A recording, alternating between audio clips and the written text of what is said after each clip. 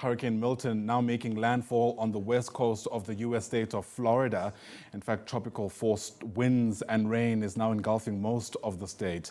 While Milton slightly weakened to Category 3 as it approaches that coast, it was growing in size and remained extremely dangerous.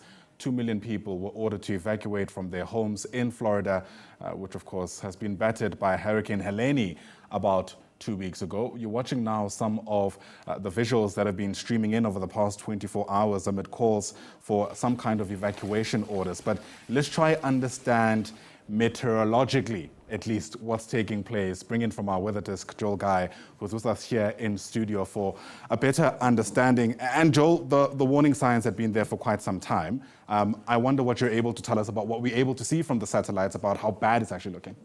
Yeah, so this is quite a big hurricane. Fortunately, it weakened somewhat just before it made landfall, but it was a record-breaking hurricane because it intensified from a Category 1 to a Category 5 in a matter of less than 48 hours, that is around Monday.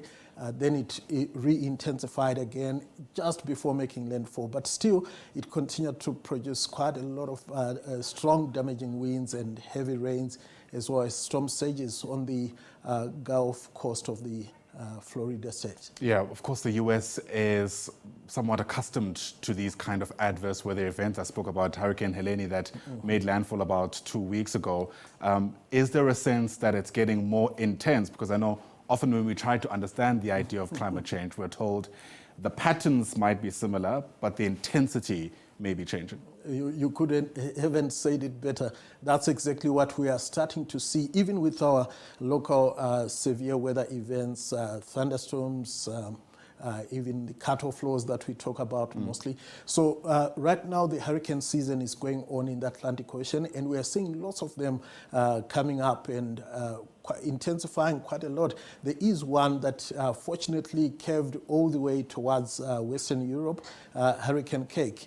It also intensified to a Category 5 hurricane whilst it was still in the middle of the Atlantic, which is something which is quite unprecedented as well. Sure, exactly. You spoke about our own weather events also getting intense. I know there's a heat wave that's coming up, but I won't steal your thunder, so to speak.